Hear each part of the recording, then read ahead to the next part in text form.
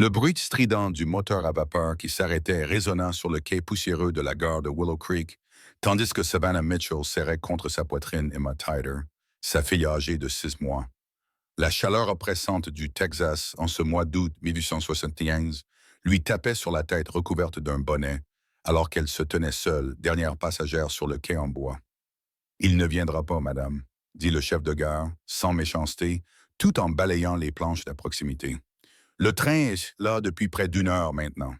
Savannah déglutit péniblement, luttant pour retenir les larmes qui menaçaient de couler. Son fiancé, M. Harold Whitcomb, avait tout organisé par courrier. Son voyage depuis Boston, leur mariage à leur arrivée, une nouvelle vie pour elle et le bébé, qu'elle avait été contrainte de faire passer pour l'enfant orphelin de sa sœur afin d'éviter le scandale. Le télégramme confirmant sa date d'arrivée avait été envoyé 2 semaines auparavant. Il y a peut-être eu un malentendu, dit-elle d'une voix à peine audible, tandis qu'Emma s'agitait dans ses bras. Ou un retard quelconque. L'expression du chef de gare lui confirma ce qu'elle savait déjà au fond de son cœur. Il n'y avait pas de malentendu. Il n'y aurait pas de mariage. Elle avait parcouru 3200 kilomètres avec un bébé né hors mariage pour se retrouver abandonnée dans une ville où elle ne connaissait personne. Y a-t-il un hôtel dans les environs où je pourrais attendre? Demanda-t-elle en essayant de garder son dignité. Le Willow Creek est juste en bas, mais il hésita, l'air mal à l'aise. Vous feriez mieux de vous rendre d'abord au bureau du shérif. Monsieur Whitcomb vous a laissé quelque chose hier. Son cœur se serra davantage. Hier, oui. Il a chargé sa charrette et est parti après ça. Il a dit qu'il partait pour la Californie. Savannah sentit ses genoux fléchir, mais elle se stabilisa contre sa malle. Avec Emma qui gémissait de faim et le soleil qui tapait sans pitié, elle se demandait comment sa vie avait pu en arriver à ce moment désespéré.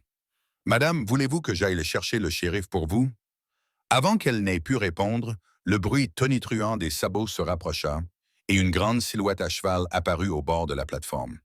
L'homme mit pied à terre d'un mouvement fluide, ses éperons tintant lorsque ses bottes touchaient dans les planches de bois. La poussière recouvrait son jean usé et les jambières en cuir qui le protégeaient. Son visage était partiellement caché par un chapeau à large bord, mais elle pouvait voir une mâchoire forte recouverte d'une barbe de plusieurs jours. « Bonjour, Pete », dit l'homme au chef de gare d'une voix grave et sonore. « Des colis pour Double R aujourd'hui? Rien aujourd'hui, Quentin, mais nous avons un petit problème. » Pete fit un signe de tête en direction de Savannah. Le cow-boy Quentin tourna son attention vers elle et Savannah sentit l'intensité de son regard tandis qu'il l'évaluait, elle et l'enfant dans ses bras. Ses yeux d'un bleu saisissant contrastaient avec la peau bronzée de son fils. « Madame, dit-il en soulevant son chapeau, vous semblez avoir besoin d'aide. » Emma choisit ce moment pour éclater en sanglots, son petit visage déformé par l'effort. Savannah la berça doucement, essayant de la calmer tout en conservant le peu de sang-froid qui lui restait. « Je vais bien, merci, parvint-elle à dire, bien que le tremblement de sa voix la trahisse. Quentin Ross avait vu beaucoup de choses au cours de ses 30 années d'existence, mais la vue de cette jeune femme seule sur le quai, manifestement abandonnée et essayant désespérément de ne pas s'effondrer, le bouleversa. Sa simple robe de voyage bleue était froissée par le voyage, et des mèches de cheveux auburn s'échappaient de son bonnet, encadrant un visage qui aurait pu être joli s'il n'avait pas été assombri par la détresse. Elle avait perdu toute son assurance. Pete expliqua à voix basse, une commande par correspondance qui a mal tourné. Quentin serra les mâchoires. Il n'avait jamais eu une très bonne opinion d'Harold Whitcomb, un homme qui se vantait de sa fortune supposée dans le bétail, mais semblait passer le plus clair de son temps dans les saloons. Pourtant, abandonner une femme et un bébé était vraiment bas, même pour lui. « Le shérif a une lettre pour elle, » continua Pete, « mais je pense qu'elle n'annonce rien de bon. » Les pleurs d'Emma redoublèrent et Savannah tentait désespérément de la calmer. « Laissez-moi vous prendre toutes les deux, » dit Quentin en s'avançant, les bras tendus. Savannah le regarda, la confusion et la fatigue se lisant clairement dans ses yeux verts. « Le bébé a besoin d'ombre et vous semblez sur le point de vous évanouir, » expliqua-t-il gentiment. « Ma charrette est juste au coin de la rue. Je peux vous emmener au bureau du shérif et nous réglerons tout cela comme il se doit. » Savannah hésita un instant. Elle avait été élevée pour ne jamais accepter l'aide d'un inconnu, mais la réalité de sa situation était cruelle. Elle était seule dans une ville inconnue, avec un nourrisson affamé et en pleurs, sans endroit où aller et apparemment sans fiancé. « Je ne sais même pas votre nom, monsieur, dit-elle avec son accent bostonien qui contrastait avec l'accent western de Quentin. Quentin Ross, madame. Je dirige le ranch WR et environ 8 km de la ville. Demandez à n'importe qui ici, tout le monde vous le dira. Pete acquiesça. Quentin est quelqu'un de bien, madame. C'est l'un des éleveurs les plus respectés du comté. Après avoir pris une profonde inspiration, Savannah acquiesça. Merci, monsieur Ross, j'apprécie votre aide. Je m'appelle Savannah Mitchell et voici Emma. Quentin sourit, dévoilant une fossette sur sa joue droite. Enchanté de vous rencontrer toutes les deux. Maintenant, mettons-vous à l'abri de cette chaleur, vous et la petite Emma. Avec une douceur surprenante pour un homme de sa taille, Quentin aida Savannah à descendre de la plateforme, portant sa malle d'une main et soutenant son coude de l'autre. Son chariot était effectivement juste au coin de la rue, un véhicule robuste recouvert d'une bâche qui offrait une ombre bienvenue. Après avoir posé la malle à l'arrière, il se tourna vers elle. « Puis-je » demanda-t-il en désignant Emma. À contre-cœur, Savannah lui tendit sa fille. Le bébé cessa immédiatement de pleurer, apparemment fasciné par la barbe de Quentin et le kécho argenté sur le ruban de son chapeau. Il manipula Emma avec une habileté surprenante, la berçant avec assurance tout en aidant Savannah à monter sur le siège de la charrette. « Vous semblez avoir l'habitude des enfants, » remarqua-t-elle alors qu'il lui rendait Emma et grimpait à côté d'eux. « J'ai aidé à élever mes petites sœurs après le décès de notre mère, » répondit-il en reprenant la corde. « J'ai vite appris que les bébés aiment le mouvement et les nouvelles choses à regarder. » Alors qu'il s'éloignait de la gare, Savannah ressentit un mélange curieux de soulagement et d'appréhension. Elle n'avait aucune idée de ce qui l'attendait au bureau du shérif, mais au moins, elle n'était plus seule sous la chaleur. La rue principale de Willow Creek s'étendait devant eux. Une artère poussiéreuse bordée de bâtiments aux façades factices typiques des villes de l'Ouest. Les gens vaquaient à leurs occupations. Des femmes en robe de calicot et des hommes en vêtements de travail jetaient parfois un regard curieux vers le chariot qui passait. « Ce n'est pas grand-chose, dit Quentin, remarquant son observation. Mais ça se développe. Nous avons maintenant une école digne de ce nom, une église et même un médecin qui n'est pas aussi croque-mort. » Malgré sa situation difficile, Savannah se surprit à sourire légèrement à sa tentative d'humour. « Ça a l'air pittoresque. C'est une façon polie de le dire, » dit-il en riant. « Vous venez de Boston, n'est-ce pas? Votre accent vous trahit. Oui, admit-elle, même si je n'ai pas grand-chose à y retrouver. » Quentin ne la pressa pas de détails, ce dont elle lui fut reconnaissante. Au lieu de cela, il lui montra les bâtiments au fur et à mesure qu'il passait devant le magasin général, la boutique de la couturière, la petite bibliothèque de prêt qui avait été créée l'année précédente. Ils arrivèrent trop vite devant un bâtiment modeste avec l'inscription « Shérif » peinte au-dessus de la porte.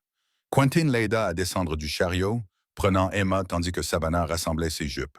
« Je peux attendre dehors si vous préférez, » proposa-t-il, mais Savannah secoua la tête. « Entrez, je vous en prie. J'aurai peut-être besoin d'un témoin pour vous raconter ce qui m'attend. » Le shérif Morgan était un homme d'âge moyen, avec une moustache poivre et sel et des yeux bienveillants qui se plissaient au coin. Il leva les yeux de son bureau lorsqu'ils entrèrent, et son expression passa de la surprise à la compréhension lorsqu'il aperçut Savannah et le bébé.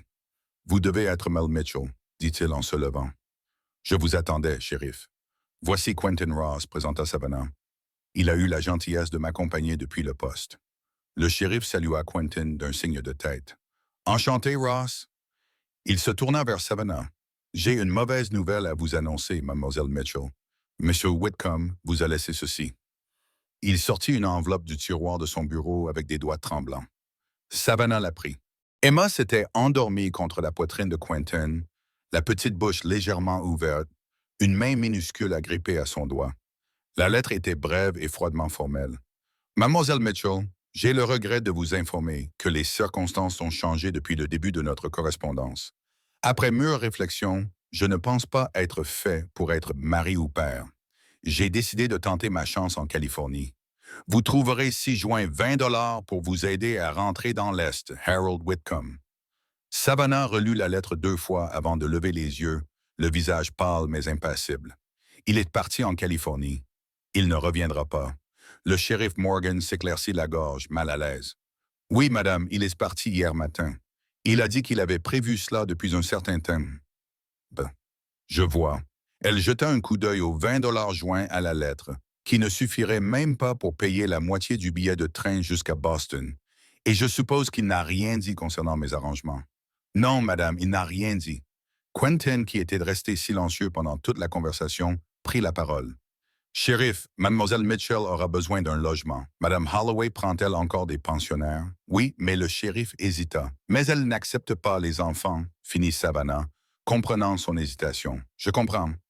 Y a-t-il quelqu'un en ville qui pourrait l'héberger? Un silence gênant s'ensuivit, confirmant ses craintes. Même dans une ville en pleine expansion comme Willow Creek, une femme seule avec un enfant et sans moyen de subsistance apparent serait au mieux considérée avec suspicion. Mademoiselle Mitchell pourrait rester au Double R, dit soudain Quentin. Nous avons l'ancienne cabane du contremaître. Elle est petite mais propre. Ma sœur Sarah est en visite depuis Denver. Elle pourrait vous tenir compagnie. Savannah le fixa du regard. Monsieur Ross, je ne peux pas vous imposer cela. Ce n'est pas une imposition, l'interrompit-il gentiment. La cabane est vide et nous aurions bien besoin d'un coup de main. Sarah se plaint de devoir cuisiner pour les ouvriers. Vous m'offrez un emploi? Demanda Savannah, ayant du mal à croire ce qu'elle entendait. Le gîte, le couvert et un salaire correct? Confirma Quentin. Au moins jusqu'à ce que vous décidiez de la suite. Le shérif Morgan observa Quentin en fronçant légèrement les sourcils. C'est très généreux, Ross. C'est pratique, répondit Quentin. Mademoiselle Mitchell a besoin d'un endroit où loger, et j'ai besoin de quelqu'un pour aider Sarah à cuisiner et à faire la lessive. Cela me semble être une solution simple. Savannah savait qu'elle aurait dû refuser. Elle ne savait rien de cet homme, à part son nom et sa profession. Mais quel autre choix avait-elle? Avec 20 $, elle n'irait pas loin, et elle devait penser à Emma. Si votre sœur est d'accord, dit-elle prudemment, je vous serai très reconnaissante, Monsieur Ross. Quentin acquiesça, un léger sourire apparaissant sous sa barbe. Alors, c'est décidé. Nous nous arrêterons au magasin général pour acheter tout ce dont vous aurez besoin avant de partir pour le ranch. En quittant le bureau du shérif, Savannah ressentit un mélange étrange d'émotions. Le désespoir d'avoir été abandonné, le soulagement d'avoir trouvé un refuge temporaire et une inexplicable agitation lorsque Quentin sourit à Emma, qui s'était réveillée et gazouillait à son intention.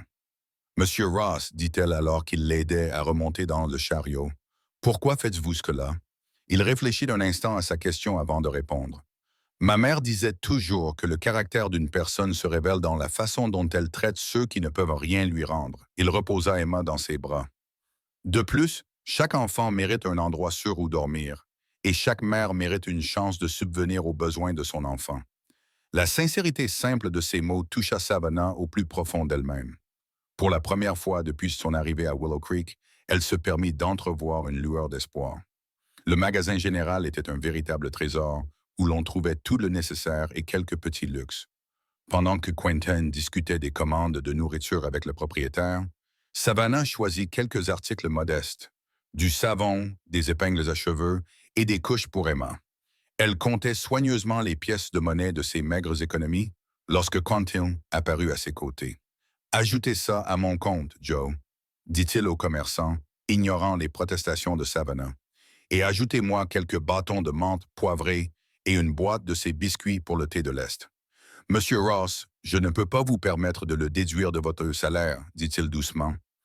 Vous me rembourserez quand vous le pourrez. Avant qu'elle puisse protester, la porte du magasin s'ouvrit et une femme élégamment vêtue entra, l'air renfrogné lorsqu'elle aperçut Quentin. Monsieur Ross, dit-elle d'un ton sec, je croyais que vous évitiez la ville les jours de livraison. Madame Péton, répondit Quentin en soulevant son chapeau avec une politesse exagérée. J'ai fait une exception aujourd'hui. Il se tourna vers Savannah.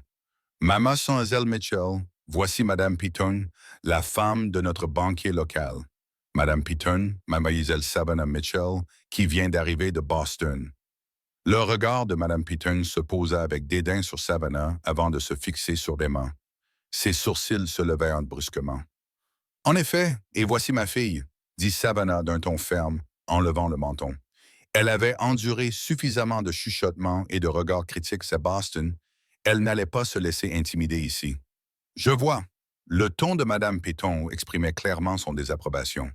Comme c'est intéressant que vous ayez déjà fait la connaissance de Monsieur Ross. Kenton s'avança légèrement. Mademoiselle Mitchell travaillera au double R, où elle aidera ma sœur dans les tâches ménagères. Quelle chance pour elle, répondit Madame Péton, en insistant clairement sur le fait qu'elle pensait que c'était plutôt une chance pour Quentin. Eh bien, je ne dois pas vous retenir. Bonne journée. En s'éloignant, Savannah sentit ses joues brûler d'humiliation. Ce n'est peut-être pas la meilleure solution après tout, murmura-t-elle à Quentin. Je ne voudrais pas nuire à ta réputation. L'expression de Quentin se durcit tandis qu'il observait Madame Péton bavarder avec la femme du commerçant. L'opinion de Madame Péton m'importe autant que celle d'un mouche à un taureau, dit-il sans détour. Et tous ceux qui veulent se moquer peuvent se taire. Tu es prête à partir? Sa loyauté envers une femme qu'il venait de rencontrer était déconcertante, mais étrangement réconfortante. Homme chien fait un peu. Savannah acquiesça et ils terminèrent leurs achats en silence. Le trajet jusqu'au Double Ranch les fit sortir de la ville et traverser des prairies vallonnées parsemées de fleurs sauvages. Au fur et à mesure qu'ils avançaient, le paysage s'ouvrait d'une manière qui coupa le souffle à Savannah. Ayant passé sa vie dans l'étroitesse de Boston, l'immensité de la prairie texane était à la fois terrifiante et exaltante. « C'est magnifique », murmura-t-elle plus pour elle-même que pour Quentin. « On s'y attache », acquiesça-t-il. « La première fois que je l'ai vu, j'ai pensé que c'était l'endroit le plus solitaire au monde. Maintenant, je ne peux pas imaginer vivre ailleurs. Depuis combien de temps vivez-vous ici? » « Je suis arrivé avec mon père juste après la guerre. J'avais 15 ans. Il a créé le ranch avec 20 têtes de bétail, comme dans un rêve. » La voix de Quentin s'adoucit au souvenir. Quand il est décédé il y a 5 ans, nous avions près de 500 têtes. Aujourd'hui, nous en avons environ 1200. C'est impressionnant, dit Savannah avec sincérité. Vous devez être très fier. C'est un travail honnête et gratifiant, répondit-il. Ce n'est pas toujours facile, mais ça en vaut la peine. Ils franchirent une petite colline et le double R s'étendit devant eux. Un ensemble de bâtiments bien entretenus nichés dans une petite vallée. Une maison à 2 étages en bois peinte en blanc trônait au centre, entourée d'une grange, d'un dortoir et de plusieurs petites structures.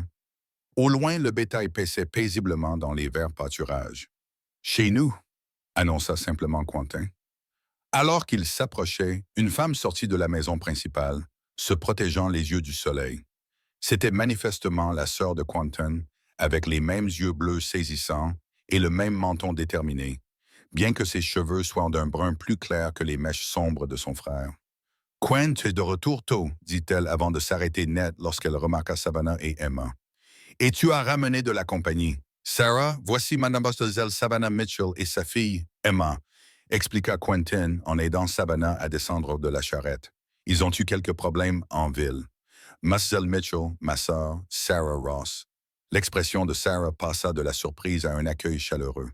« Bonjour à vous, et quelle jolie petite fille. » Elle s'avança pour mieux voir Emma, qui gazouillait joyeusement en réponse à toute cette attention. Quentin expliqua brièvement la situation, tandis que Savannah restait debout, mal à l'aise, ne sachant pas comment elle serait accueillie malgré les assurances de son frère. À son grand soulagement, le visage de Sarah ne reflétait que de la sympathie et une indignation légitime à son égard. « Cet homme horrible, vous laissez ainsi, c'est inadmissible. » Elle se tourna vers son frère. « Bien sûr, ils doivent rester ici. La cabane du contremaître est parfaite. Je l'ai faite aérer la semaine dernière. J'ai également proposé un emploi à Mademoiselle Mitchell, » ajouta Kenton. « Pour vous aider à cuisiner et à faire le ménage pendant votre séjour, » dit Sarah en prenant Savannah par le bras. « Oh, Dieu merci! Je suis une cuisinière épouvantable, pour être honnête. Les hommes sont trop polis pour le dire, mais je les ai vus chipper des biscuits supplémentaires au petit déjeuner parce qu'ils savent que le dîner sera horrible. Savez-vous cuisiner, Mademoiselle Mitchell? » « Appelez-moi Savannah, » répondit-elle, réchauffée par l'amabilité de Sarah. « Et oui, je suis assez douée en cuisine. J'ai travaillé comme aide-cuisinière à Boston. Alors vous êtes déjà plus qualifiée que moi. Venez, je vais vous montrer la cabane pendant que Quentin s'occupe de votre malle. » La cabane du contremaître était effectivement petite, mais propre et bien rangée.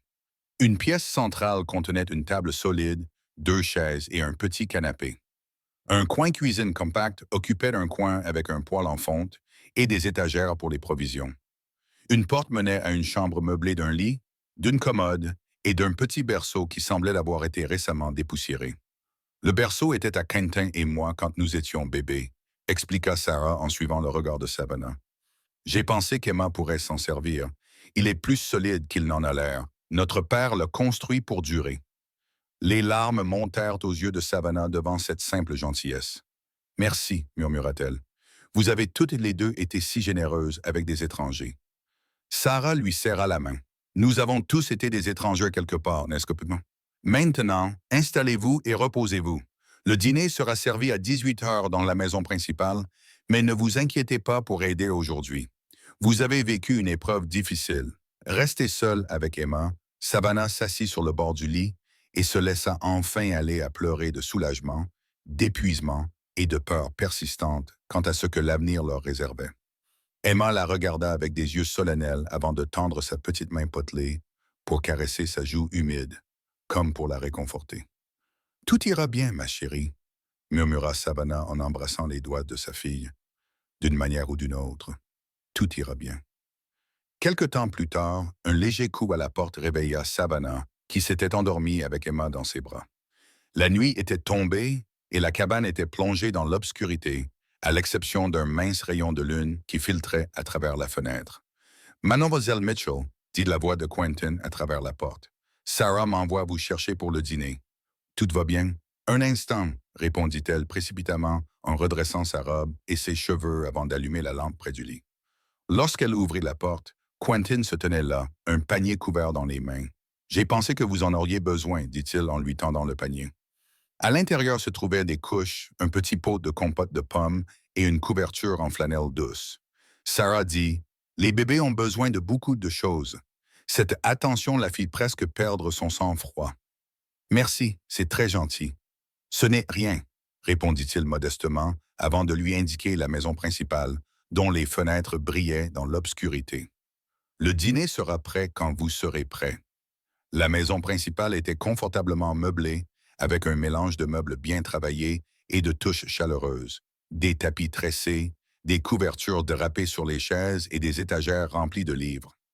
La table de la salle à manger était dressée pour trois, avec une chaise haute à côté d'une des places.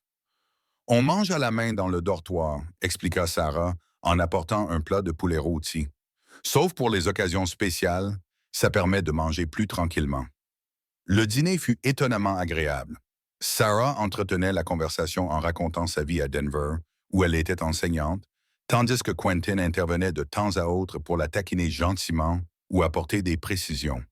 Ils posèrent des questions à Savannah sur Boston, mais évitèrent avec tact de s'enquérir de sa situation ou du père d'Emma. Ce n'est qu'après le repas, lorsque Sarah eut emmené Emma voir la collection de petits animaux en bois que Quentin avait sculptés au fil des ans, que Savannah se retrouva seule avec son hôte.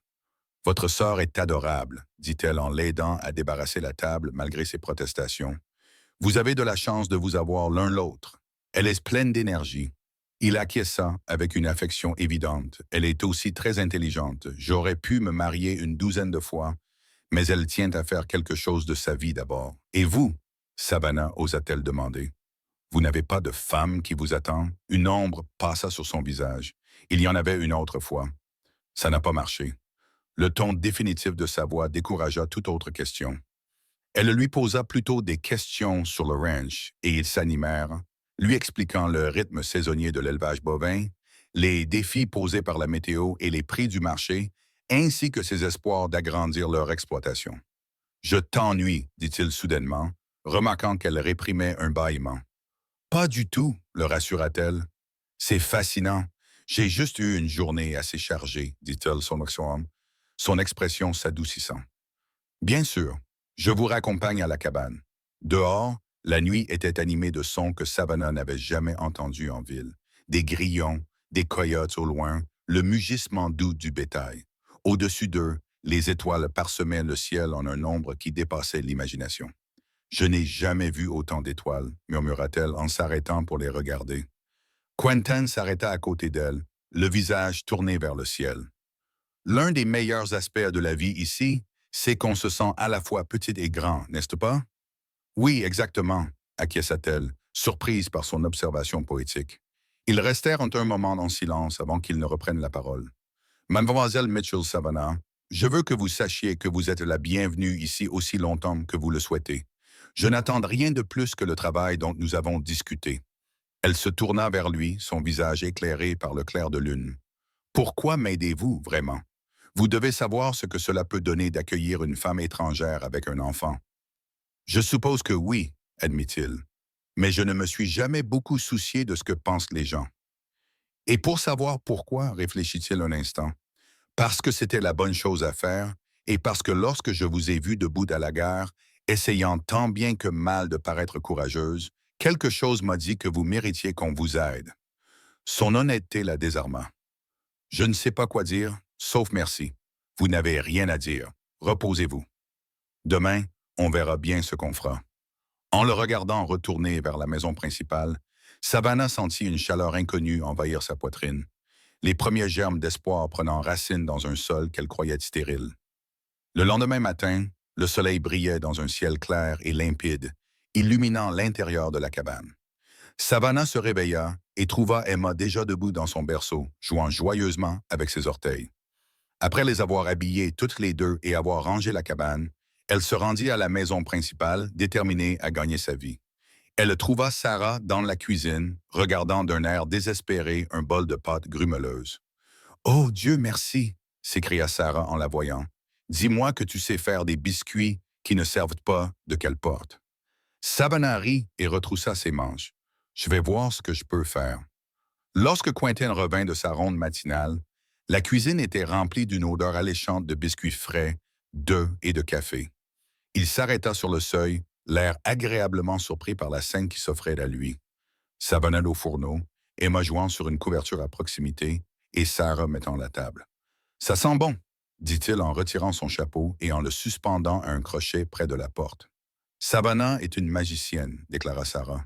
« Attends de goûter ces biscuits. » Le petit déjeuner était en effet une révélation comparée aux précédents efforts de Sarah. Quentin mangea avec enthousiasme, complimentant Savannah pour chaque plat. « Si tu cuisines comme ça pour le dîner, les domestiques risquent de se révolter si jamais tu pars, » dit-il en se servant d'un autre biscuit. « Je ferai de mon mieux pour ne pas vous décevoir, » répondit-elle, ravie de son approbation. Après le petit déjeuner, Savannah insista pour prendre entièrement en charge les tâches ménagères, libérant Sarah qui put ainsi se consacrer à ses propres activités.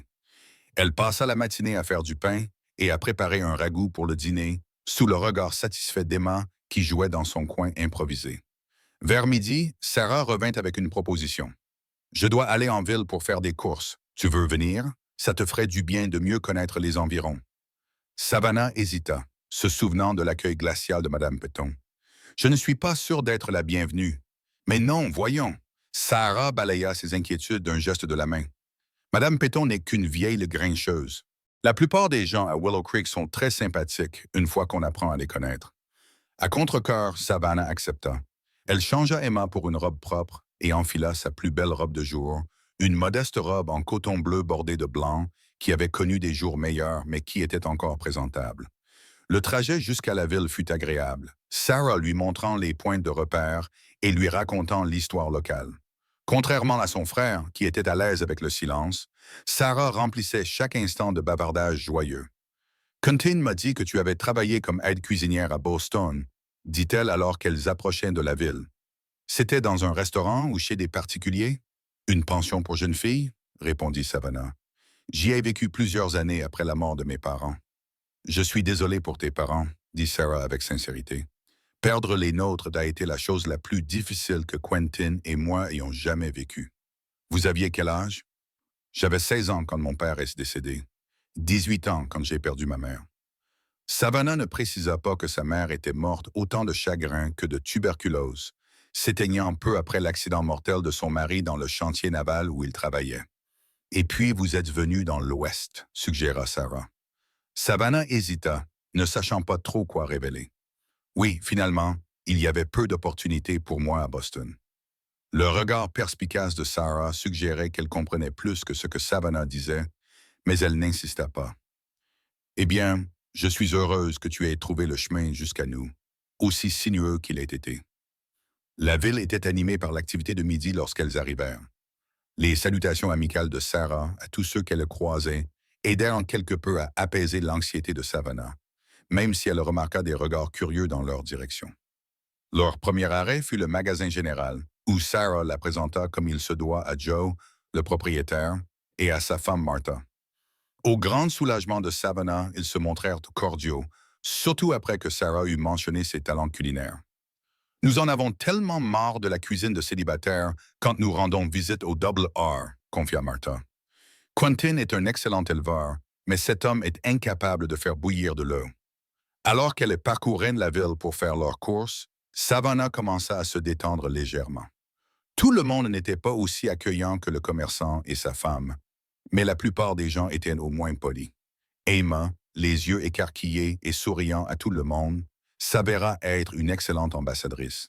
Elle quittait le bureau de poste lorsqu'un remue-ménage plus loin dans la rue attira leur attention. Un groupe de cowboys sortait du saloon en riant bruyamment. L'un d'eux aperçut Sarah et lui lança « Mademoiselle Ross, venez prendre un verre avec nous, jolie demoiselle. » Sarah les ignora et prit Savannah par le bras pour la diriger vers leur chariot. Mais les hommes ne se laissèrent pas décourager si facilement. Deux d'entre eux se détachèrent du groupe et leur barrèrent le passage. « Ne soyez pas si froide, dit le plus grand des deux, l'air un peu éméché. On veut juste être sympa. » Son regard se posa sur Savannah et il plissa les yeux en voyant Emma dans les bras de Sarah. « C'est qui votre ami? »« C'est Mademoiselle Mitchell, » répondit Sarah d'un ton froid. « Maintenant, si vous voulez bien nous excuser, messieurs, nous devons y aller. » Mitchell, dit l'homme en fronçant les sourcils. « N'est-ce que pas vous qui avez été abandonné à la gare, la fiancée par correspondance de Whitcomb? » Savannah sentit son visage s'empourprer de honte lorsque plusieurs passants se retournèrent pour regarder. « Cela ne vous regarde pas, Frank Dawson, » rétorqua Sarah. « Maintenant, écartez-vous. » Frank sourit, dévoilant des dents tachées de tabac. « J'ai entendu dire que Whitcomb t'avait jeté un coup d'œil à toi et à ce petit salaud, et qu'il avait décidé que la Californie était une meilleure perspective. » Il se pencha vers elle. « Je ne peux pas lui en vouloir, mais si tu cherches toujours un mari, je pourrais me laisser convaincre. » Ces mots furent coupés par une large main qui l'attrapa par le col et le tira en arrière. Quentin Ross se tenait là, l'air furieux, repoussant Frank loin des femmes. « Excuse-toi, » dit Quentin d'une voix faussement calme. Frank, qui redevint vite sobre à la vue du rancher beaucoup plus imposant, leva les mains.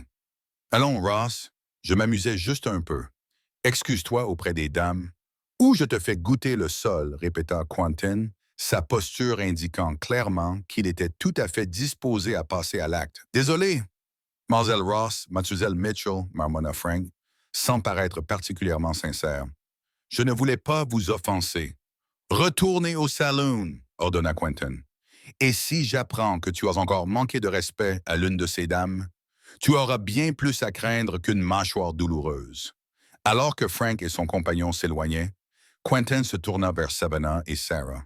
« Vous allez bien? »« Nous allons bien, » assura Sarah. « Mais tu as encore une fois choisi le moment idéal. » Quentin fixait Savannah, qui tremblait légèrement. « Savannah, je vais bien, » parvint-elle à dire d'une voix tremblante, juste effrayée. Son expression s'adoucit. « Laissez-moi vous raccompagner au ranch. J'ai terminé ici. » Alors qu'ils marchaient vers les chariots, Savannah était très consciente des pas qui les suivaient. La nouvelle de sa situation s'était clairement répandue dans la petite ville. Elle se demanda si venir à Willow Creek avec Quentin et Sarah n'avait pas été une erreur après tout. « Ne les laisse pas t'atteindre, » dit Quentin doucement, comme s'il lisait dans ses pensées.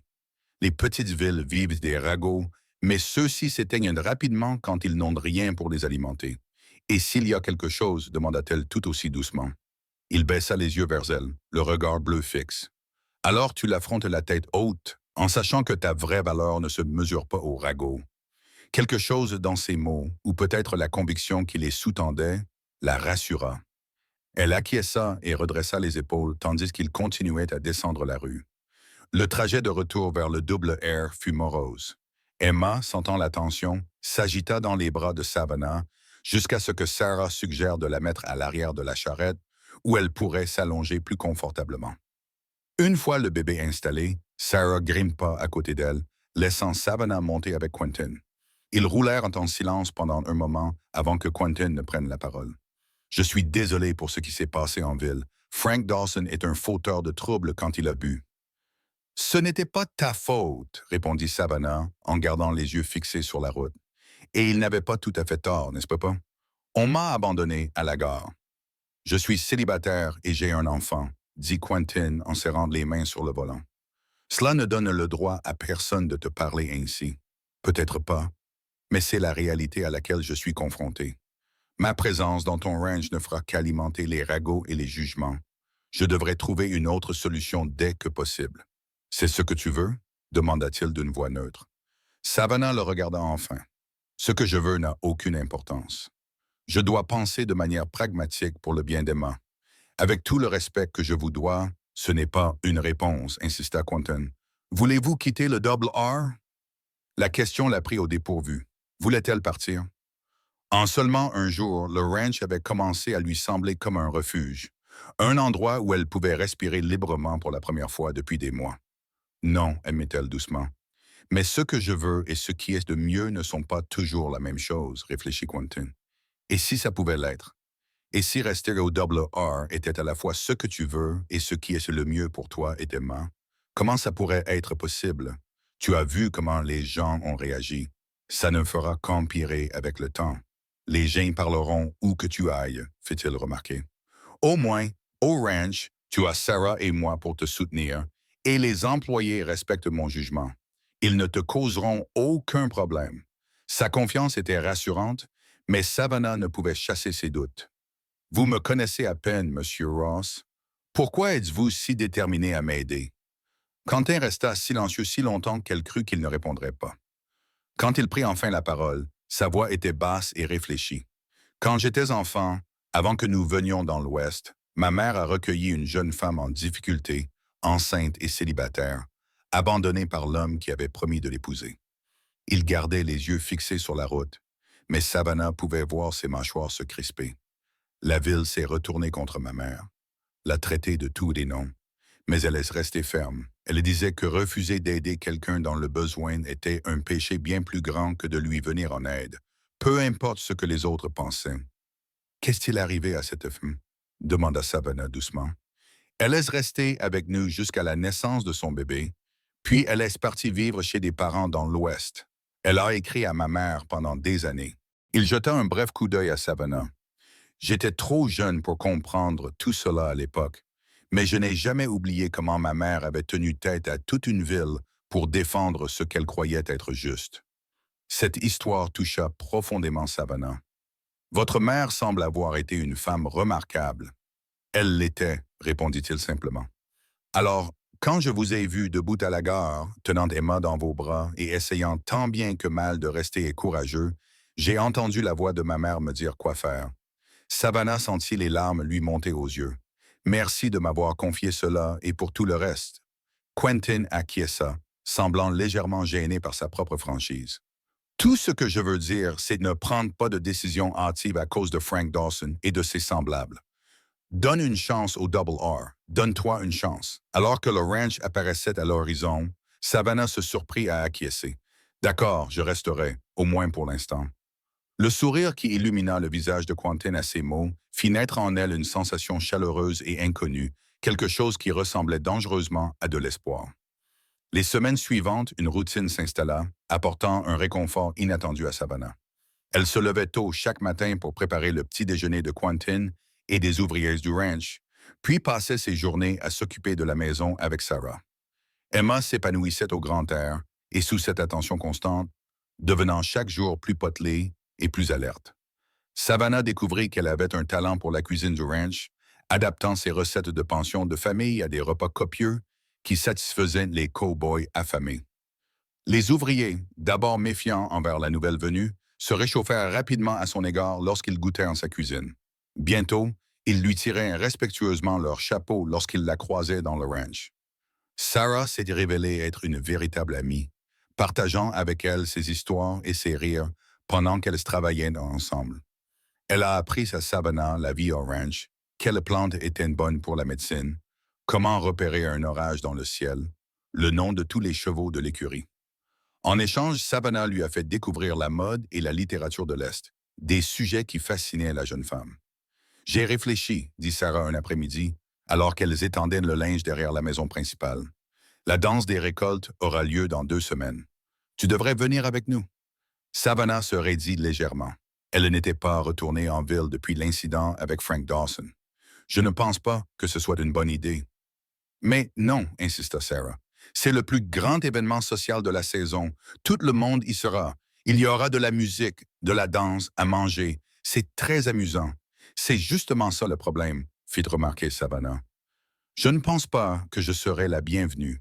Sarah épingla une chemise sur la corde avec une force inutile. Laisse-les essayer de te mettre mal à l'aise. D'ailleurs, tu seras avec nous. Personne n'oserait être impoli. C'est gentil de ta part, mais Quentin sera déçu si tu ne viens pas, interrompit Sarah, l'air innocent, mais le regard malicieux. Il attendait cela avec impatience. Savannah sentit ses joues s'échauffer. Il te l'a dit? Pas en ces termes, admit Sarah, mais je connais mon frère. Il a passé beaucoup de temps à s'assurer que tu te sentais à l'aise ici. C'était vrai. Malgré son emploi du temps chargé à la gestion du ranch, Quentin prenait chaque jour le temps de voir comment allaient Savannah et Emma. Parfois, il s'agissait simplement d'une brève visite à la cuisine pour goûter ce qu'elle avait préparé. D'autres fois, il s'attardait après le dîner pour divertir Emma pendant que Savannah débarrassait la table, ou il la rejoignait sous le porche le soir pour lui montrer les constellations dans le ciel nocturne. Ces moments de tranquillité étaient devenus le moment fort de la journée pour Savannah, même si elle essayait de ne pas trop se demander pourquoi. J'y réfléchirai, avait-elle promis à Sarah, qui lui avait souri triomphalement. Plus tard dans la soirée, alors que Savannah était assise sous le porche de sa cabane, regardant le soleil peindre le ciel de nuances orange et rose, le bruit de pas qui approchait la fit lever les yeux. Quentin apparut, tenant un petit objet en bois dans ses mains. « Bonsoir », la salua-t-il. « Je peux me joindre à toi ?» « Bien sûr », répondit-elle en lui indiquant la chaise vide à côté d'elle. Emma venait de s'endormir. Il s'installa dans la chaise avec un soupir de satisfaction. Le meilleur moment de la journée, n'est-ce pas?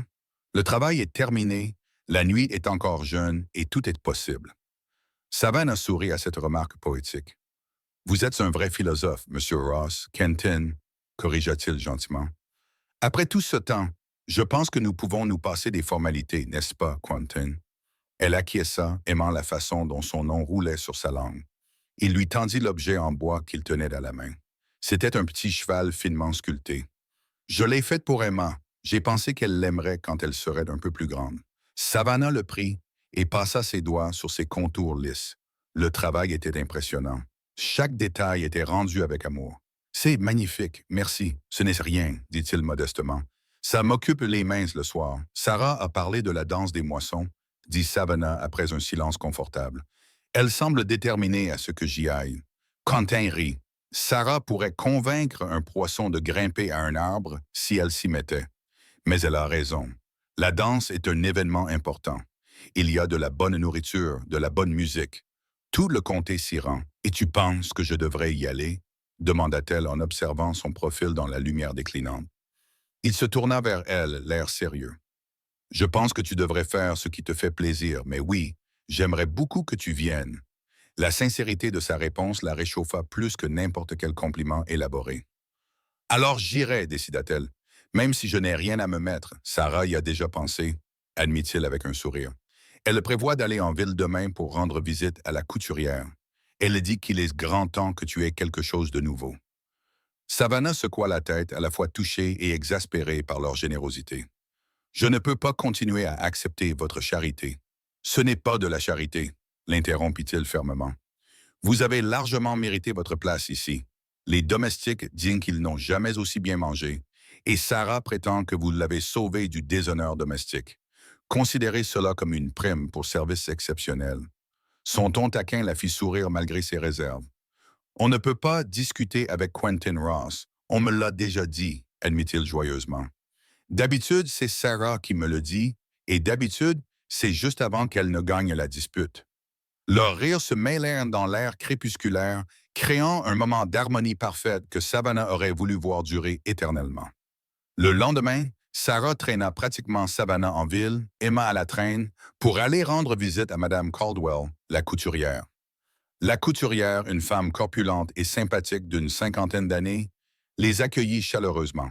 « Mademoiselle Ross, Toujours un plaisir, et vous devez être Mademoiselle Mitchell et la petite Emma dont j'ai tant entendu parler. Savannah se crispa, se demandant ce que la femme avait entendu exactement, mais le sourire de Madame Caldwell semblait sincère.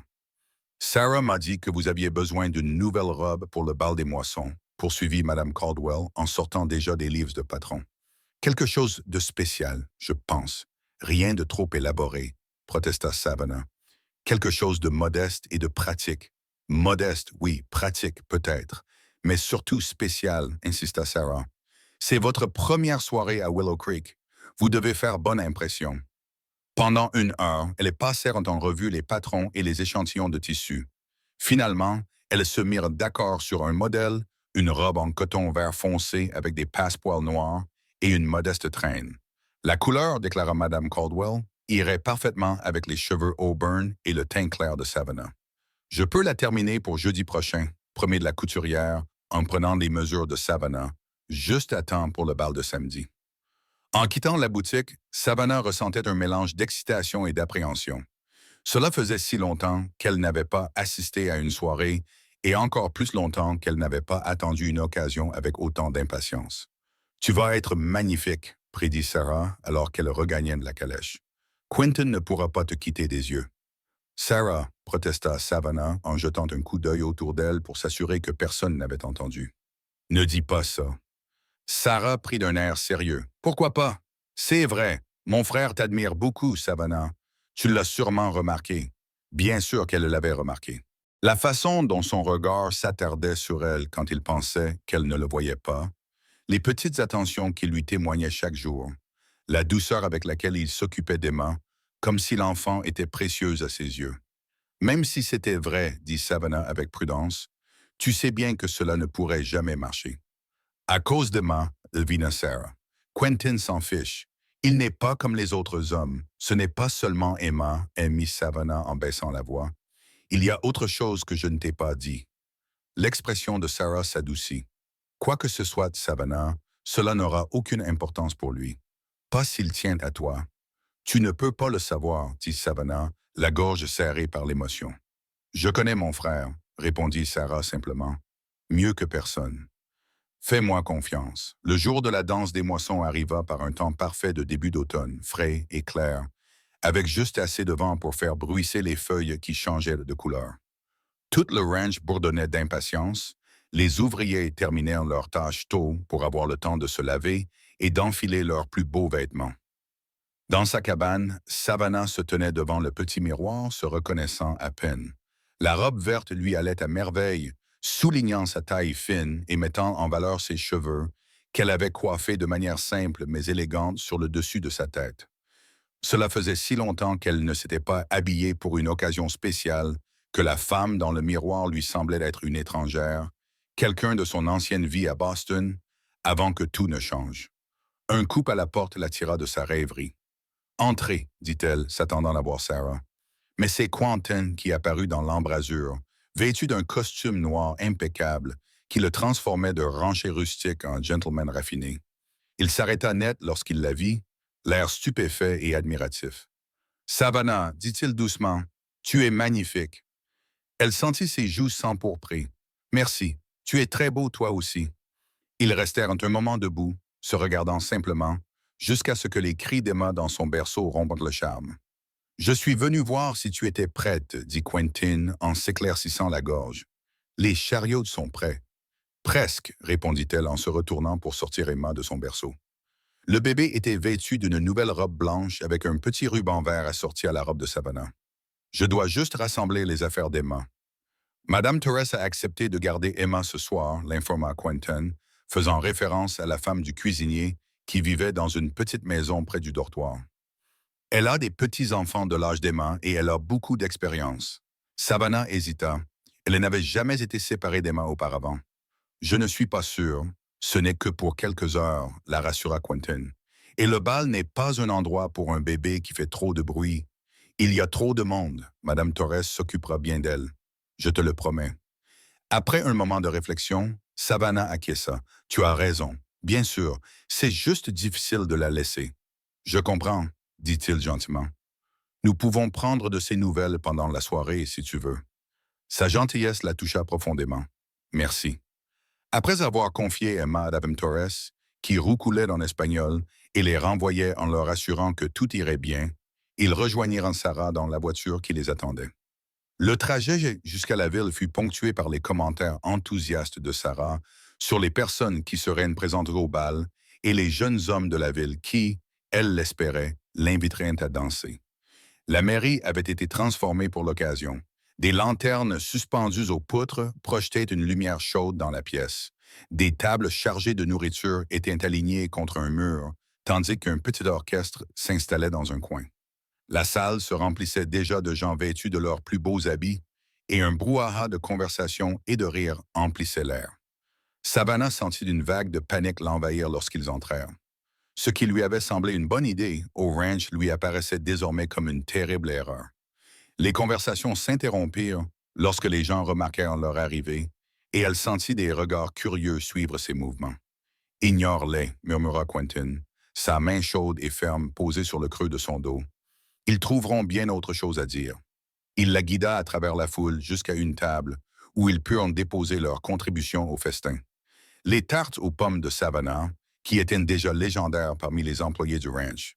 Plusieurs personnes s'arrêtèrent pour les saluer, la plupart avec une chaleur sincère, même si quelques-unes jetaient des regards interrogateurs entre Quentin et Savannah. Sarah fut rapidement emportée par un groupe de jeunes femmes de son âge, laissant Savannah et Quentin debout, quelque peu mal à l'aise, près de la table des rafraîchissements. « Voulez-vous un peu de punch ?» lui proposa-t-il. « Oui, merci, » répondit-elle, reconnaissante de ce répit momentané alors qu'il s'éloignait. « Tiens, tiens, mais c'est mademoiselle Mitchell. » Savannah se retourna et vit Madame Piton s'approcher, resplendissante dans une robe bordeaux qui criait la mode orientale. La femme du banquier était accompagnée d'un homme grand et distingué que Savannah supposa être Monsieur Piton. « Bonsoir, Madame Piton », salua Savannah poliment. « Je dois dire que je suis surprise de vous voir ici, » dit Madame Piton sans sourire. « Ce genre d'événement est généralement réservé aux membres éminents de la communauté. »« Mademoiselle Mitchell est ici en tant qu'invitée, » dit Quentin en revenant avec 2 tasses de punch et en en tendant une à Savannah. « Bonsoir, Richard, » ajouta-t-il à l'intention de M. Piton, qui lui répondit par un signe de tête. « Oui, nous avons tout entendu au sujet de votre arrangement, » dit M. Piton, son ton rendant le mot scandaleux. « C'est très charitable de votre part, M. Ross. » L'expression de Quentin se durcit. « Il n'y a rien de charitable là-dedans. Mademoiselle Mitchell est une excellente cuisinière et femme de ménage. Le double R a de la chance de l'avoir. » En effet, Madame Piton haussa un sourcil. « Et c'est tout ce qu'elle est pour vous, votre gouvernante? » Savannah sentit son visage s'empourprer d'embarras et d'indignation. Avant que Quentin n'ait pu répondre, M. Piton posa une main retenant celle de sa femme. « Victoria, je crois que le maire essaie d'attirer notre attention, » dit-il fermement, bien que Savannah ne voyait aucun signe de ce genre de l'autre côté de la pièce. « Veuillez nous excuser, M. Ross, » dit Mlle Mitchell. « Passez une bonne soirée. » Alors qu'il s'éloignait, Quentin se tourna vers Savannah, l'air troublé. « Je suis désolé. Madame Piton a toujours eu la langue bien pendue. »« Ce n'est pas votre faute, » le rassura Savannah, bien que ses mains tremblaient légèrement autour de sa tasse. « Peut-être que venir ici ce soir était une erreur après tout. »« Ne la laissez pas gagner, » dit Quentin d'une voix basse et intense. « C'est ce qu'elle le veut, vous faire partir, vous faire sentir indésirable. Ne lui donnez pas cette satisfaction. » La férocité de sa défense la rassura. « Tu as raison, » acquiesça-t-elle en redressant les épaules. « Je ne le ferai pas. » Son sourire approbateur la réchauffa de l'intérieur. « Bien, je crois qu'ils vont commencer à danser. Me feriez-vous l'honneur, Mel Mitchell? » Il lui tendit la main, et après un moment d'hésitation, elle y glissa la sienne. « Je serais ravi, Monsieur Ross. » L'orchestre entama un air entraînant, et Quentin l'entraîna sur la piste de danse. Savannah avait appris les bases de la danse lors de son bref séjour dans la société bostonienne, avant que la mort de son père ne mette fin à ses frivolités. Elle fut agréablement surprise de découvrir que Quentin était un danseur accompli qui la guidait avec assurance à travers les pas. « Vous dansez très bien, » commenta-t-elle alors qu'il tournait sur la piste. « Ma mère a insisté, » répondit-il avec un sourire. Elle disait qu'aucun fils à elle ne piétinerait la piste de danse comme un buffle blessé. Cette image la fit rire, attirant les regards curieux des danseurs voisins. Je ne peux pas imaginer que vous ayez jamais été maladroit. Vous ne m'avez pas vu à 14 ans, avec mes bras et mes jambes qui partaient dans tous les sens et aucune idée de quoi faire. Sa main était chaude et ferme autour de sa taille, tandis qu'il la guidait dans une pirouette. Vous êtes très gracieuse vous-même. Merci, même si cela fait des années que je n'ai pas dansé. Tu ne dirais pas, lui assura-t-il, les yeux bleus remplis d'admiration. Au fur et à mesure que la soirée avançait, Savannah commença à se détendre et à s'amuser. Tout le monde n'était pas aussi accueillant qu'elle l'aurait espéré, mais beaucoup de gens étaient sympathiques, lui posaient des questions sur sa vie au double R et la complimentaient sur ses tartes. Kenton resta attentif tout au long de la soirée, ne s'éloignant jamais d'elle, sauf lorsque Sarah l'entraîna pour une danse entre frères et sœurs. Pendant l'une de ces pauses, Savannah fut abordée par le shérif Morgan, qui lui fit un signe de tête en soulevant son chapeau. Bonsoir, Mel Mitchell. Vous avez bonne mine. La vie au ranch semble vous réussir. Merci, shérif. C'est vrai. Il jeta un coup d'œil autour de lui pour s'assurer que personne ne pouvait les entendre avant de poursuivre à voix basse. Je pensais que cela vous intéresserait de savoir que j'ai reçu des nouvelles de Californie la semaine dernière. Il semblerait que M. Whitcomb ait eu des démêlés avec la justice là-bas. Il aurait tenté d'escroquer des mineurs dans une affaire immobilière frauduleuse. Savannah ne savait pas trop comment réagir. Je suis désolé d'apprendre cela, finit-elle par dire. Le shérif haussa les épaules. J'ai pensé que cela pourrait vous intéresser. Vu la tournure des événements, vous avez peut-être échappé au pire. Alors qu'il s'éloignait, Savannah repensa à ses paroles. Sa vie aurait-elle été meilleure si Harold Whitcomb l'avait retrouvée à la gare comme promis? Elle aurait eu la sécurité du mariage, certes, mais à quel prix? Un mari qui la considérait, elle et Emma, comme un fardeau qui aurait peut-être continué ses agissements malhonnêtes, qui était peut-être même en ce moment dans une prison californienne. Son regard se posa sur Quentin, qui riait à une remarque de Sarah alors qu'ils terminaient leur danse. Non, décida-t-elle, les choses s'étaient déroulées exactement comme elles devaient se dérouler. Lorsque Quentin revint à ses côtés, il avait le visage rouge d'avoir dansé et les yeux brillants de joie. « Tu passes un bon moment ?» demanda-t-il. « Oui, répondit-elle sincèrement. Mieux que je ne l'aurais cru. Tu veux sortir prendre l'air? Il commence à faire assez chaud ici. L'air nocturne était frais et vivifiant près l'étouffement de la salle bondée. Ils marchèrent un peu dans la rue principale, qui était calme à l'exception des sons étouffés de la musique et des rires provenant du bal. « Je voulais m'excuser encore une fois pour Madame Petton, dit Quentin, tandis qu'il flânait. Son insinuation était tout à fait déplacée, mais pas entièrement infondée, n'est-ce pas? Demanda Savannah à voix basse en s'arrêtant sous un grand chêne à la lisière de la ville. Les gens parlent, Quentin. Ils voient une femme seule vivant sur ta propriété, travaillant dans ta maison. Ils tirent des conclusions. Il se tourna vers elle, l'air grave au clair de lune. Laisse-les parler. Je connais la vérité, et toi aussi. Et quelle est la vérité? Demanda-t-elle, le cœur battant plus fort. Quentin s'approcha d'elle, suffisamment pour qu'elle puisse voir le bleu foncé de ses yeux. La vérité, c'est que je ne t'ai pas offert une place au double heure par charité ou pour d'autres motifs inappropriés. Je l'ai fait parce que c'était la bonne chose à faire. Il fit une pause, puis ajouta plus doucement. Et parce que dès l'instant où je t'ai vue à la gare, essayant si fort d'être courageuse pour Emma, je n'ai pas supporté l'idée que tu affrontes le monde toute seule. Savannah eut le souffle coupé. Quentin, laisse-moi finir, dit-il doucement. Je sais que tu as des secrets, Savannah. Des choses de ton passé que tu n'es pas prête à partager. Ce n'est pas grave. Nous avons tous des chapitres de notre vie que nous préférons garder fermés. Il lui prit la main, sa main chaude et ferme. Mais je veux que tu saches que rien de ce que tu pourrais me dire ne changerait mes sentiments pour toi. Et quels sont tes sentiments? Murmura-t-elle, osant à peine espérer. Comme si j'avais attendu toute ma vie pour te trouver, répondit-il simplement. Comme si tout ce qui s'était passé, ton arrivée dans l'Ouest, l'abandon de Whitcomb, tout cela avait été destiné à te mener au double R vers moi. Les larmes montèrent aux yeux de Savannah. Tu ne peux pas savoir ce que tu dis. Si tu savais tout, alors dis-moi, insista-t-il. Quoi que ce soit, Savannah, nous pouvons y faire face ensemble. Elle prit une profonde inspiration tremblante. Il était temps de dire la vérité, aussi douloureuse soit-elle. Emma n'est pas ma nièce, commença-t-elle d'une voix tremblante. C'est ma fille. L'expression de Quentin ne changea pas. Je sais, dit-il doucement. Savannah le regarda avec stupéfaction. Tu le sais, acquiesça-t-il. Je m'en doutais depuis le début. La façon dont tu la regardes, dont tu prends soin d'elle, c'est l'amour d'une mère, pas d'une tante. Et tu n'as jamais rien dit. Ce n'était pas à moi de remettre en question ton histoire, répondit-il. Je pensais que tu avais tes raisons pour me mentir. Encouragé par son acceptation, Savannah poursuivit. Son père était le fils de l'employeur de ma mère.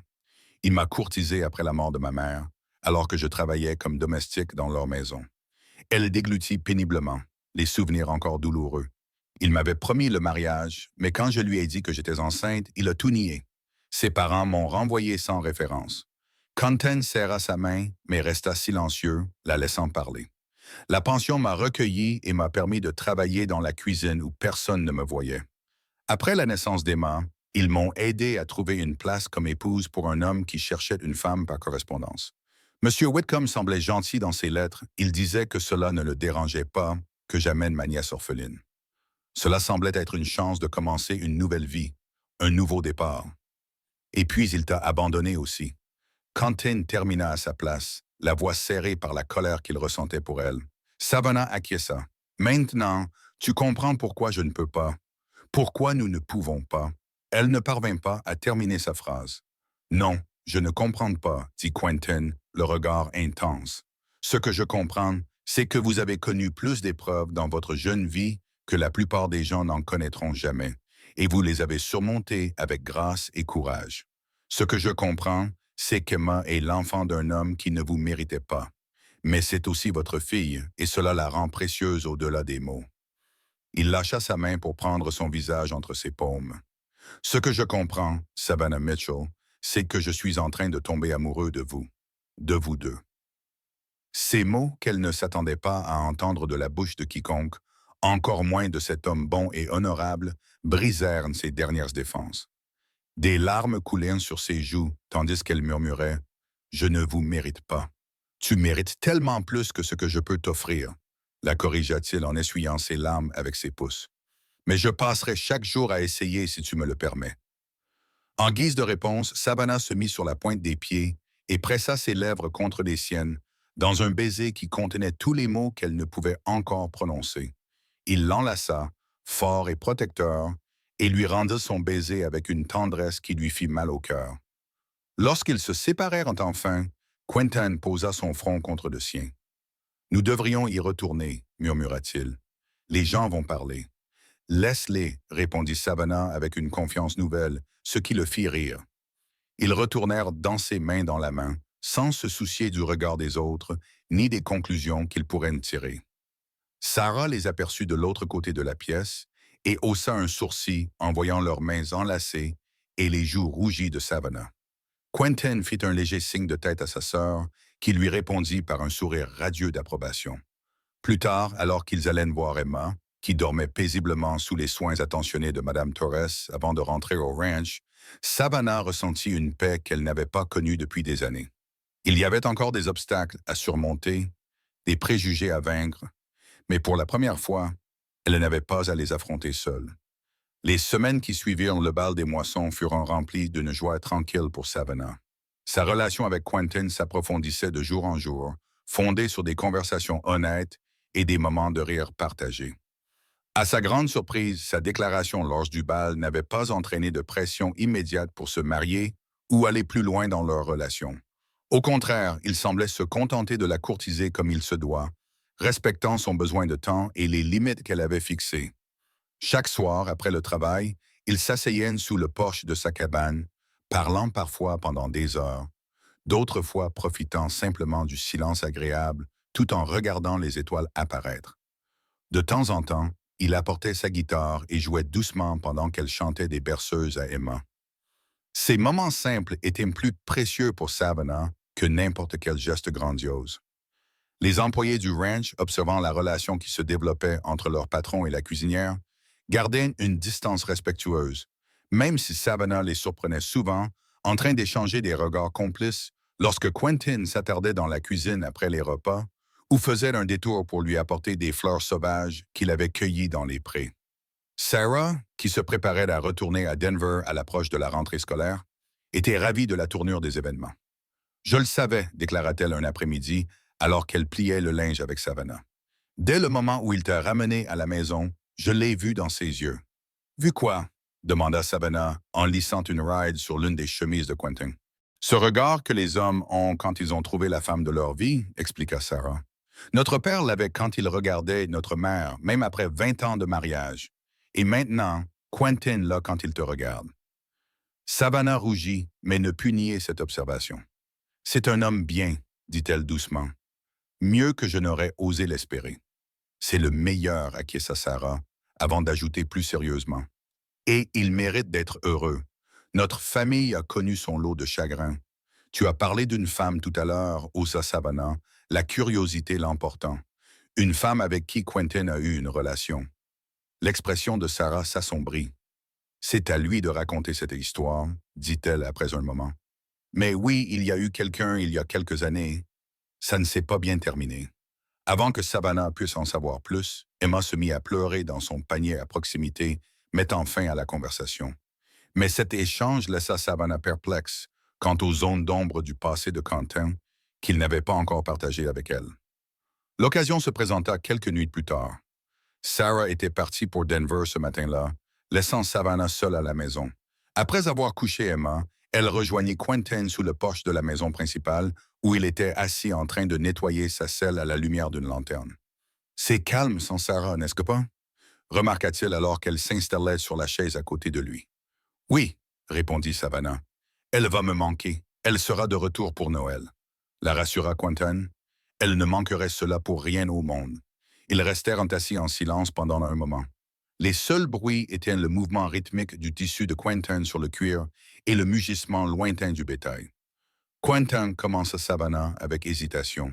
« Il y a quelque chose qui me préoccupe. » Il leva les yeux de son travail, l'air ouvert. « Quoi donc? Tu sais tout de mon passé, le bon comme le mauvais, mais il y a des choses que j'ignore à ton sujet. » Elle marqua une pause, choisissant ses mots avec soin. Sarah avait mentionné qu'il y avait eu quelqu'un avant. La main de Quentin s'immobilisa sur la selle. Pendant un instant, Savannah craignait d'avoir dépassé les bornes, mais il posa son travail et se tourna vers elle. « Elle s'appelait Lucinda, » dit-il doucement. « Elle était la fille d'un éleveur du comté voisin. Nous nous sommes fréquentés pendant près d'1 an. Nous nous sommes fiancés. Le mariage était prévu. Que s'est-il passé? » demanda Savannah lorsqu'il se tut. Le regard de Quentin était fixé sur un point dans l'obscurité au-delà du porche. Il y a eu une crue soudaine. Au printemps 72, Lucinda traversait Miller's Creek pour se rendre en ville lorsque le niveau de l'eau a monté. Son cheval a réussi à atteindre l'autre rive, mais elle a été emportée. Sa voix était monocorde, comme s'il s'efforçait de ne laisser transparaître aucune émotion. Ils ont retrouvé son corps 2 jours plus tard, pris dans des branches en aval. « Oh, Quentin, » soupira Savannah en lui prenant la main. « Je suis tellement désolé. » Il lui serra les doigts, les mâchoires crispées. Pendant longtemps après, je n'ai plus vu aucun sens à quoi que ce soit. Je me suis plongé dans le ranch, travaillant du matin au soir, jusqu'à être trop épuisé pour penser. Sarah et mon père se faisaient beaucoup de soucis pour moi. « Comment as-tu retrouvé le chemin? » demanda-t-elle doucement. Un soupçon de sourire effleura ses lèvres. Le temps, les exigences constantes du ranch, ma famille qui refusait de me laisser m'isoler complètement. Il la regarda alors, ses yeux bleus reflétant la lumière de la lanterne. Et j'ai fini par comprendre que Lucinda aurait détesté me voir gâcher ma vie dans le chagrin. Elle était toujours si joyeuse, si déterminée à profiter de chaque instant de la vie. Elle avait l'air formidable, dit Savannah avec sincérité. Elle l'était, acquiesça Quentin. Et pendant longtemps, je ne pouvais imaginer ressentir pour quelqu'un d'autre ce que je ressentais pour elle. Il fit une pause, son regard s'adoucissant, tandis qu'il se posait sur le visage de Savannah. Jusqu'à ce qu'une femme têtue et courageuse, aux cheveux auburn et à la petite fille, entre dans ma vie et la bouleverse complètement. La simple honnêteté de sa déclaration fit monter les larmes aux yeux de Savannah. « Quentin, je ne te dis pas cela pour te mettre la pression, » ajouta-t-il rapidement. « Juste pour t'expliquer pourquoi ces sentiments m'ont pris par surprise, pourquoi je peux parfois sembler prudent. Nous sommes tous les deux un peu blessés, reconnut Savannah. Nous portons tous les deux des souvenirs que nous ne pouvons pas entièrement oublier. » « Oui, acquiesça-t-il. Mais ce n'est peut-être pas une mauvaise chose. Cela signifie peut-être que nous nous comprenons mieux que la plupart des gens. Elle acquiesça, trouvant de la sagesse dans ses paroles. C'est peut-être vrai. Il leva sa main à ses lèvres et déposa un doux baiser sur ses jointures. Il se fait tard, je devrais te laisser te reposer. Alors qu'ils se levèrent pour se dire bonne nuit, Savannah fut frappé par la naturalité avec laquelle il s'était glissé dans cette danse de la séduction, par le sentiment que c'était tout à fait normal de partager à la fois la joie et la douleur avec cet homme. Sans trop réfléchir, elle se mit sur la pointe des pieds et l'embrassa doucement. Merci de m'avoir parlé de Lucinda, murmura-t-elle contre ses lèvres. Il l'enlaça et la serra contre lui pendant un moment avant de la relâcher à contre-cœur. Bonne nuit, Savannah. Bonne nuit, Quentin. À mesure que l'automne s'installait, apportant avec lui des températures plus fraîches et une lumière dorée sur la prairie, la vie au double heure prit un rythme confortable. En l'absence de Sarah, Savannah assuma l'entière responsabilité du foyer, un rôle qu'elle appréciait beaucoup. Elle introduisit de nouveaux plats au menu du ranch, organisa un grand nettoyage de la maison principale et planta même un petit potager avec des légumes d'automne résistants. Emma s'épanouissait dans l'environnement du ranch, devenant chaque jour plus forte et plus curieuse. Elle commença à ramper, explorant son environnement avec une concentration déterminée qui faisait rire Savannah et rayonner Quentin de fierté, comme si les progrès de l'enfant étaient aussi les siens. Les employés avaient désormais pleinement accepté la présence de Savannah, la traitant avec un mélange de respect et de camaraderie protectrice. Le vieux Pete, le contremaître, avait pris l'habitude d'apporter à Emma de petits jouets en bois qu'il sculptait le soir. Tandis que le jeune Tommy, à peine âgé de 18 ans et loin de sa propre mère, se proposait souvent pour bercer Emma lorsque Savannah avait les mains occupées à préparer le dîner. C'est Tommy qui apporta la nouvelle par un après-midi froid de novembre, alors que Savannah pétrissait la pâte à pain dans la cuisine. Mademoiselle Mitchell, appela-t-il en frappant timidement à la porte arrière. Vous avez de la visite. Savannah leva les yeux, les joues couvertes de farine, et vit derrière Tommy le chef de gare de Willow Creek.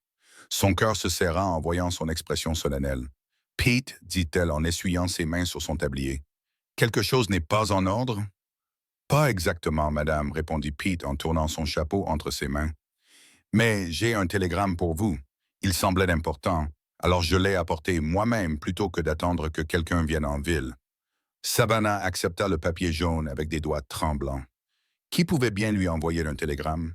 Elle n'avait plus de famille, plus aucun lien avec son passé qui aurait pu la contacter ici. Le message était bref mais choquant. Mademoiselle Mitchell, arrêtez-vous. Harold Whitcomb décédé en Californie. Arrêtez-vous.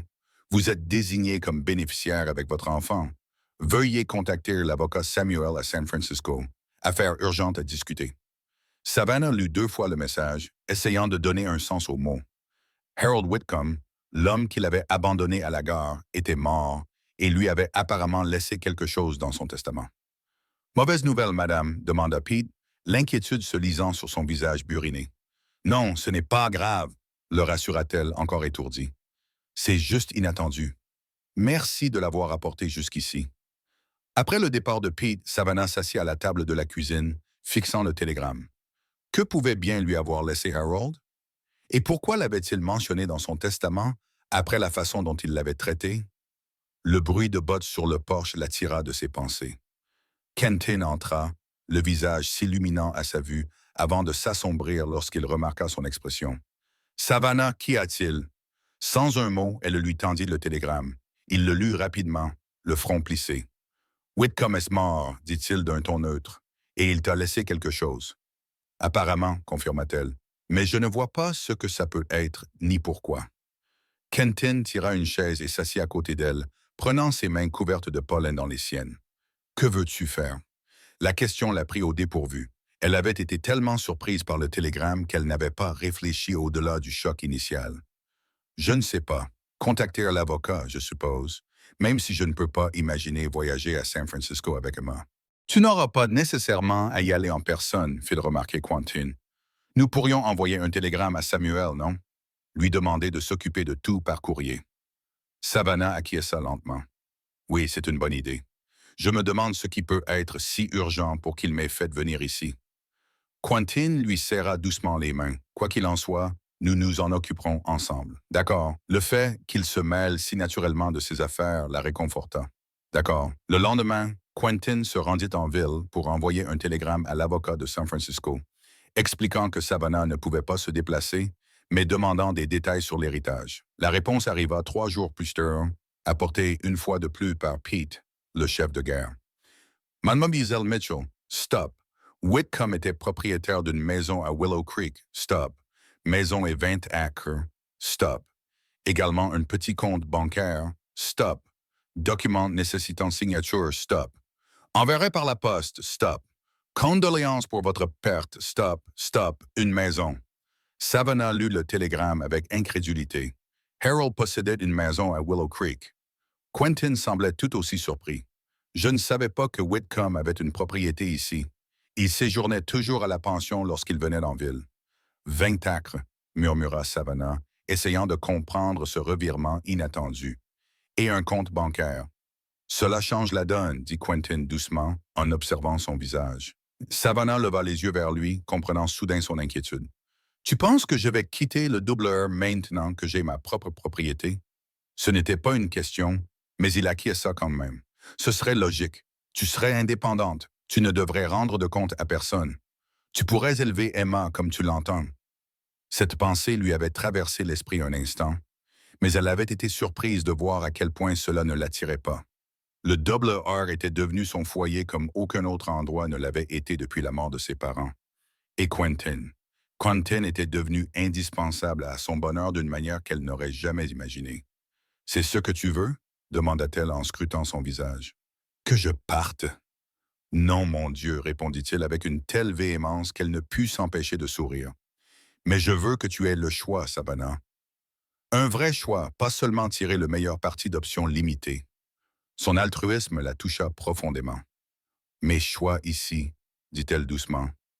Avec toi, si tu veux bien de nous. » Le soulagement qui envahit son visage était presque comique. « Si je veux de toi, Savannah, cela fait des semaines que j'essaie de trouver le courage de te demander de m'épouser. » Son cœur fit un bond.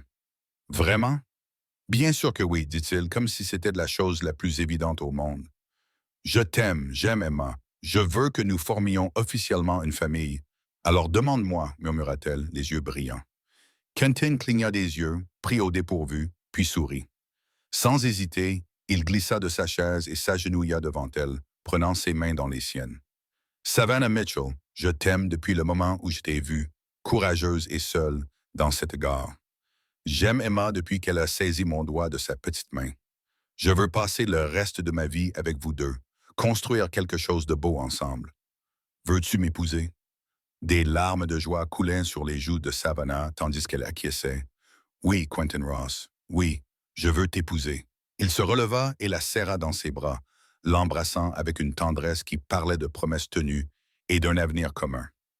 Quand ils se séparèrent enfin, essoufflés et souriants, Savannah posa sa tête contre sa poitrine, écoutant les battements réguliers de son cœur. « Et la propriété? » demanda-t-elle après un moment. « La maison d'Harold, » réfléchit Quentin. « Elle est à toi, tu en feras ce que tu veux. Nous pourrions la vendre ou la garder comme investissement. Ou, il hésita, nous pourrions l'utiliser pour aider d'autres personnes dans le besoin. Des femmes dans la même situation que toi, des enfants qui ont besoin d'un endroit sûr. » Cette suggestion correspondait si parfaitement au caractère de Quentin, généreux, attentionné, toujours cherchant à transformer la chance en quelque chose qui profite aux autres, que Savannah sentit son cœur se gonfler d'amour pour lui. « C'est une idée merveilleuse, dit-elle en le regardant avec des yeux brillants. Un lieu de nouveau départ, comme l'avait été le Double R pour moi. Le mariage eut lieu la veille de Noël. Sarah était revenue de Denver pour être la demoiselle d'honneur de Savannah, et Emma, qui avait presque 1 an, observait la cérémonie depuis les genoux de Madame Torres.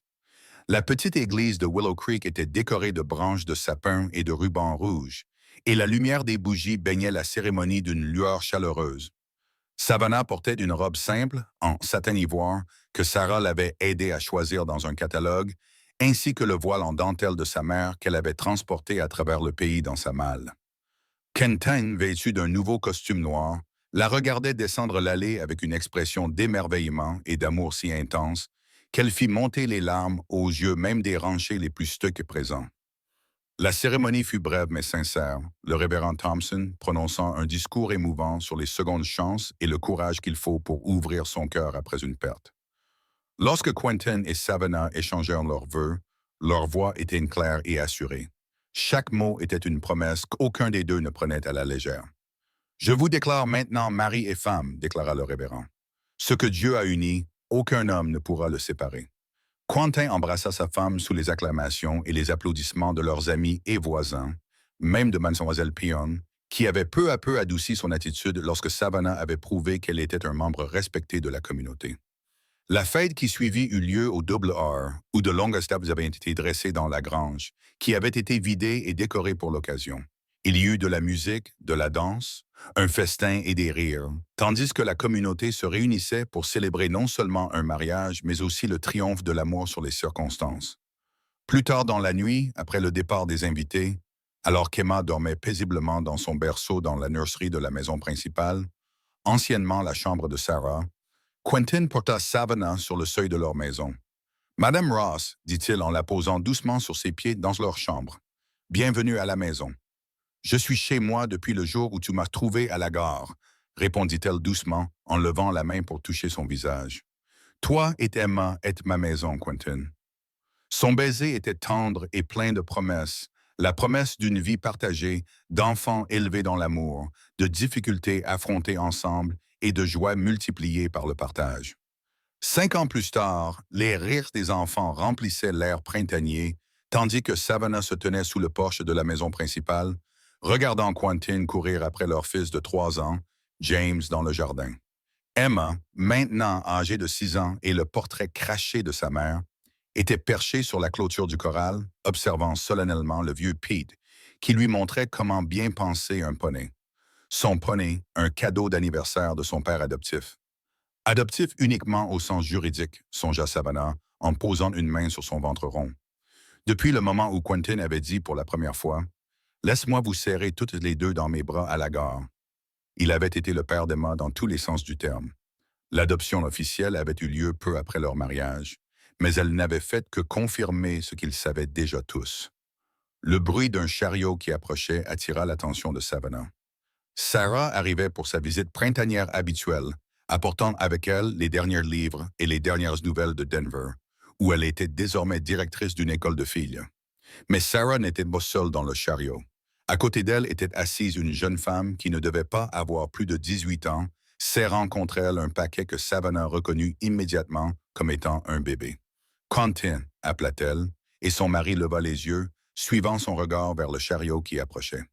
Il prit James dans ses bras et vint se placer à côté d'elle. Emma abandonna sa leçon d'équitation pour les rejoindre. « Sarah a ramené quelqu'un » dit Savannah doucement. Quentin acquiesça, comprenant immédiatement. Ce n'était pas la première fois que Sarah amenait une jeune femme dans le besoin à Haven House, la maison que Savannah avait fondée sur l'ancienne propriété de Harold Whitcomb. Au cours des 5 dernières années, des dizaines de femmes y avaient trouvé refuge, soutien et un nouveau départ. « Une autre brebis égarée à ramener au bercail » demanda-t-il d'une voix douce. « Il semblerait bien, » répondit Savannah. Ils regardèrent Andy Sapera aider la jeune femme à descendre de la charrette, lui parlant d'une voix rassurante qu'elle avait acquise au fil de ses années d'enseignement. La jeune fille avait l'air terrifiée, serrant son bébé contre elle, comme si elle craignait qu'on le lui enlève. « Je vais les accueillir », dit Savannah en descendant les marches. Quentin lui toucha le bras, l'air sérieux. « Tu es sûr, dans ton état? » Elle sourit à son inquiétude. Enceinte de 6 mois de leur 3e enfant, Savannah savait qu'elle offrait une image de maternité épanouie. « Je vais bien, Quentin. De plus, je pense que me voir la rassurera plus que toute autre chose. » Il comprit et acquiesça. « Tu as raison, comme toujours. Nous descendons dans 1 minute. Laissez les dames se changer. » Alors qu'elle se dirigeait vers la roulotte, Savannah repensa au chemin qui l'avait mené ici, loin d'un ordre masculin qui l'avait rejeté, de jeunes mariés à épouses aimées, mères et piliers de la communauté.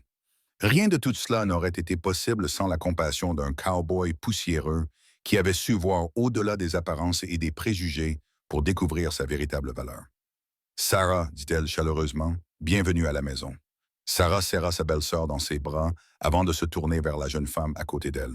Savannah, voici Rebecca. Elle a besoin de notre aide. Rebecca leva les yeux, le visage jeune empreint de peur et de désespoir, serrant son bébé contre sa poitrine. Savannah reconnut le regard qu'elle avait elle-même eu autrefois, seule sur un quai de gare, sans nulle part où aller. « Bonjour, Rebecca, » dit-elle doucement. « Vous et votre bébé êtes en sécurité ici. »« Je ne sais pas quoi faire, » murmura la jeune fille, les larmes aux yeux. « Tout le monde dit que j'ai gâché ma vie, qu'aucun homme respectable ne voudra plus jamais de moi. » Savannah sourit et fit un geste vers la maison où Quentin se tenait sous le porche, James dans ses bras, et Emma à ses côtés, l'image même du bonheur familial. « J'ai pensé la même chose autrefois, » lui dit Savannah. « Mais parfois, la vie nous réserve des surprises. Parfois, être abandonné n'est que le début du chemin qui nous ramène chez nous. » Comme s'il avait entendu, Quentin descendit les marches, suivi des enfants qui le suivaient comme des canetons. Même après toutes ces années, sa vue faisait encore battre le cœur de Savannah. « Venez, dit-elle en prenant doucement Rebecca par le bras. « Je vais te présenter mon mari. Il a un faible pour les femmes avec des bébés qui ont besoin d'un coup de main. » Et tandis qu'il marchait vers cette famille forgée par la compassion et les secondes chances, Savannah bénit silencieusement le jour où une femme commandée par correspondance avait été abandonnée à la guerre avec un bébé, jusqu'à ce qu'un cowboy lui dise « Laissez-moi vous prendre toutes les deux dans mes bras. »